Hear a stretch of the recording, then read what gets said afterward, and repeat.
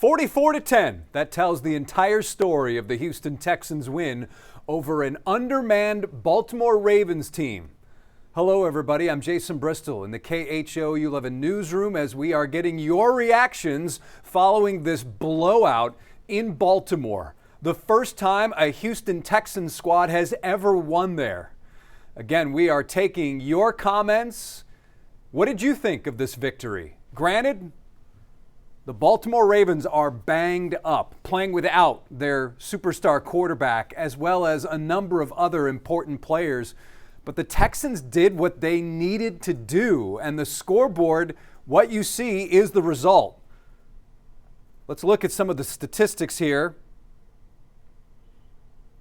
From the box score, C.J. Stroud, one of his best games statistically as a pro. 23 of 27, 244 yards, 4 touchdowns, no interceptions.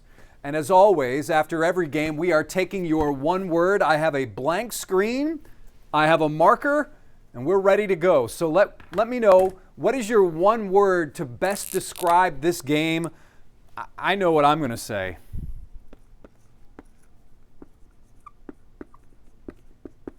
And let's see what all of you out there have to say. Ooh, that's an interesting one as Justin is weighing in. Good to see you, Justin, on this Sunday.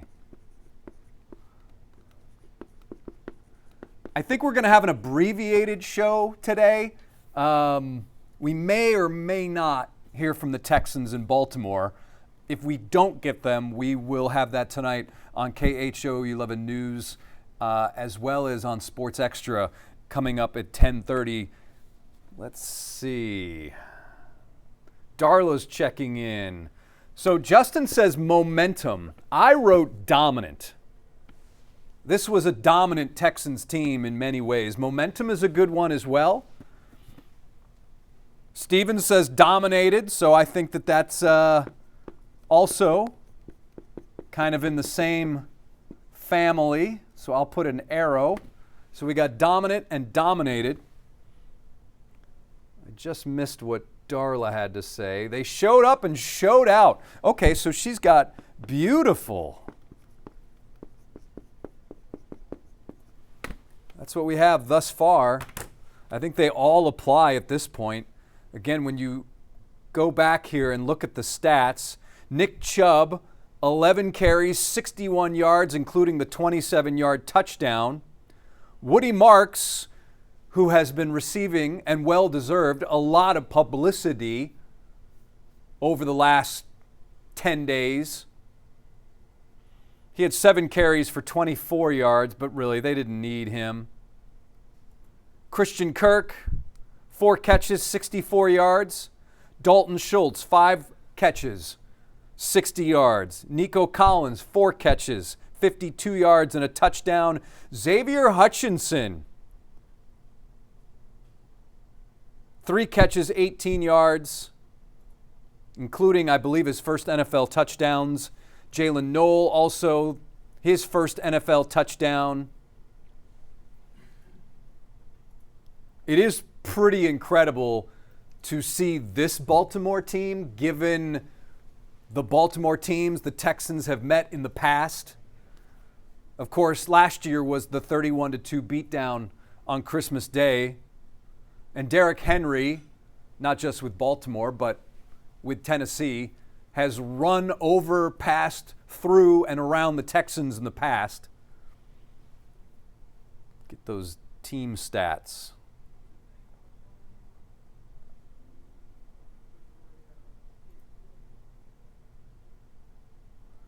Texans outgaining Baltimore 417 yards to 207.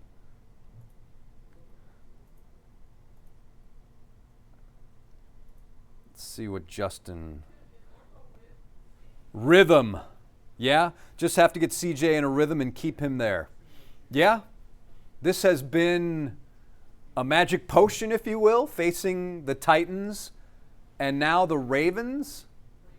In many ways, I think I wouldn't want to have this bye week right now because now things seem to be clicking. And as mentioned before by you, Justin, you have momentum. You have some momentum. But right now we have dominant, momentum, dominated, and beautiful. Those are the words right now.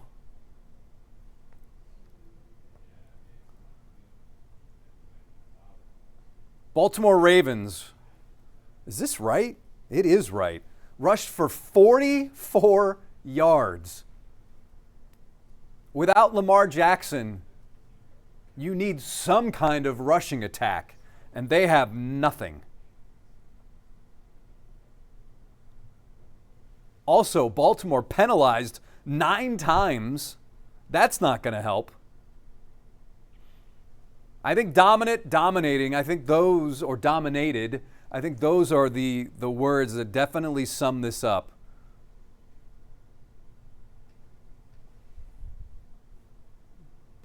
These defensive stats here. They showed up.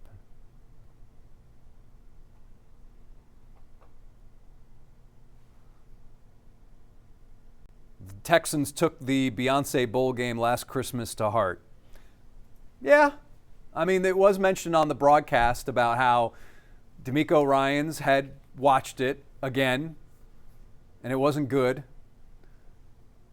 Are you guys feeling much better about this Texans team now? Because I'm still not 100% there. I'm getting there, but I just wonder if this is about the level of competition, because you've now faced in these past 2 games arguably the 2 worst teams in the NFL. Claude says believe. All right. So I assume you believe? I love the fact that DeMeco is giving the young guys a chance, which is something, Justin mentions, which is something we did not see earlier in the season. And maybe that has something to do with it. Maybe these fairly high draft picks, Ariante Ursary aside, these guys are now finally getting involved.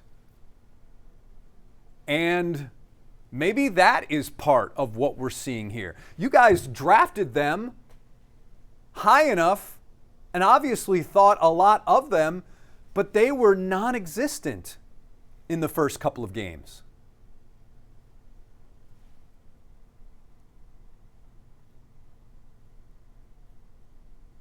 So are you feeling better about this team now? Knowing that you have the bye week and then you have a trip to Seattle Monday night on the horizon. And around the division, man, those Colts, they were blowing out the Raiders. Let's see what the final ended up being. 40-6. 40-6 is the final.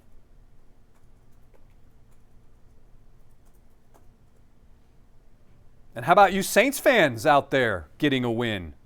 New Orleans beating the Giants 26-14. There's one over there. Titans right now are facing the Cardinals. Buccaneers and Seahawks. Cowboys getting a win over the Jets. Aaron Glenn remains winless as the new coach of the New York Jets. But I imagine DeMeco Ryans at the podium will say we did it all in all 3 phases, aside from punting, which they really didn't need to do. I looked this up. I don't think I saw it on the broadcast, but the most lopsided wins in Texans history. This game was 34 points, right? 44-10. I'll give you the top 5. 28 points. Houston beating the Titans in 2015.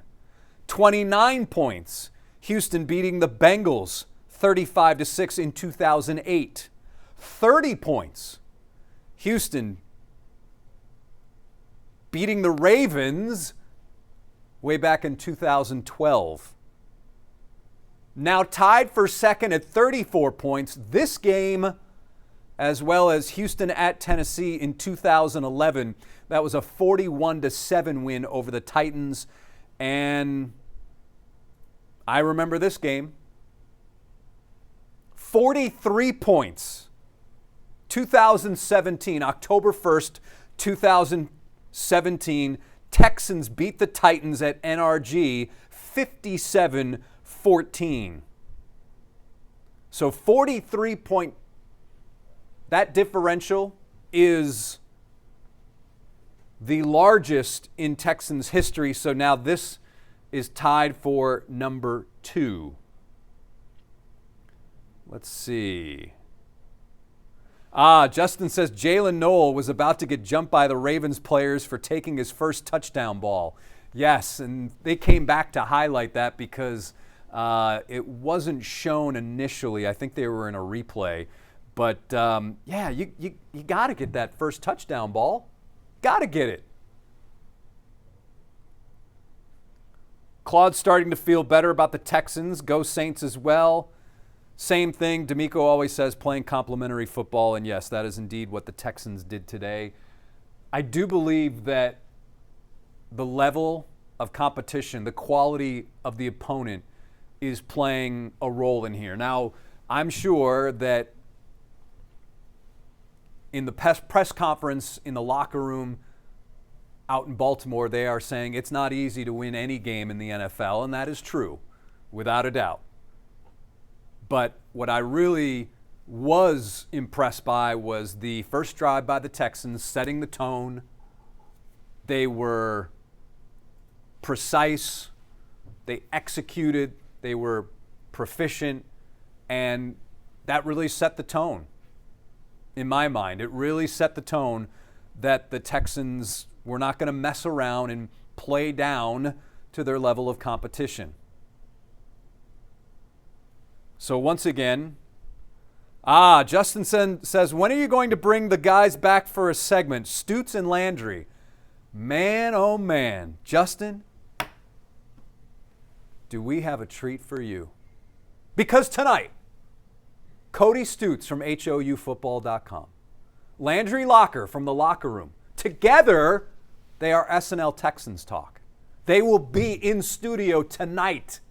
And that's not all. We have B. Scott, Brandon Scott from Sports Radio 610. He will be in studio as well. And then Seth Payne, the great Seth Payne from Sports Radio 610, the former Texan and longtime family member here at KHOU 11. Seth Payne will be with us as well. So we have a great show tonight starting at 10:30. Cody Stutz, Landry Locker, Brandon Scott, and Seth Payne will be joining me for Sports Extra to talk all about this win as well as this offense renaissance. What is the cause of this? Plus, Nick Caserio likely will hold a bi-week news conference. What questions need to be asked, and how will he answer them? We'll have that all tonight on Sports Extra.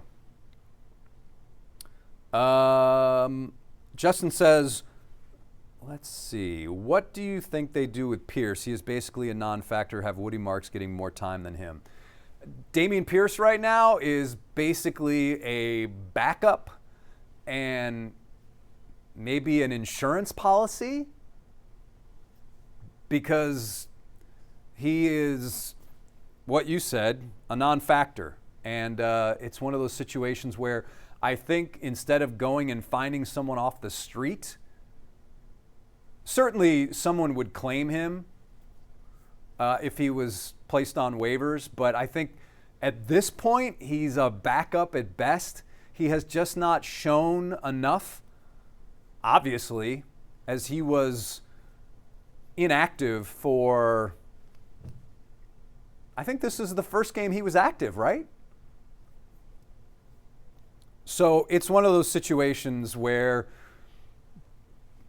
he has not looked like the same player he he was during his rookie season.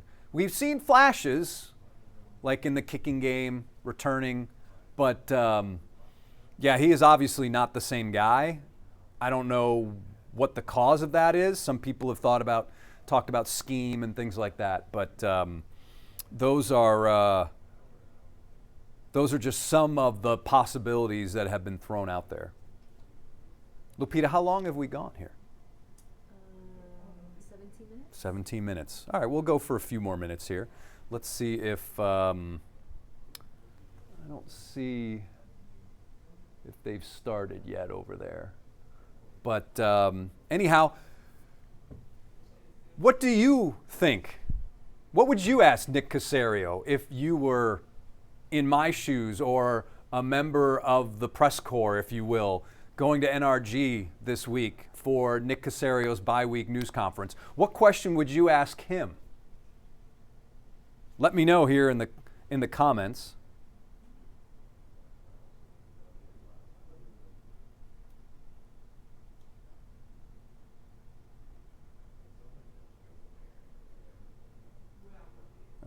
Let's see. Yeah, we love having Landry and Cody on. They are very, very good at what they do, to say the least. And Brandon Scott always brings a great perspective. And Seth, being the former player, it's just great having all those guys with us when they can join us. So if you have a second, I assume there'd be questions about the O-line, Justin says. Yes, I would think that would be first and foremost. My guess is the mood will be a little bit better given that this team, after starting out 0-3, has won its last 2 games. But certainly the offensive line, why does he feel that it took so long to gel? If you could consider this gelling. We did see a bit of a change, Juice Scruggs getting much more time. I haven't looked at the snap count, but it appears that Juice Scruggs got much more time today than Tomlinson on the offensive line. But certainly that would be a question that Nick is going to get probably right at the start. I also think a possible question is, why did it take so long to get these draft picks, Marks, Noel, Higgins, involved in the offense? Were they not ready? Was it just a matter of playing behind the sticks, if you will, so much? Because the Texans, those first few games, they were beating themselves so much that it was hard for them to even get any forward progress on any drive. So those are certainly going to be some questions. And that's a topic that we will talk about tonight, as Cody and Landry and Brandon Scott will be with us. And certainly those guys will be in the news conference room, I imagine, that day as well. And I'm going to be interested to hear what they think, as well as what has jump-started or revived this offense to get it where it appears functional. Do you think Kaylee has gone away from the Patriots-like plays?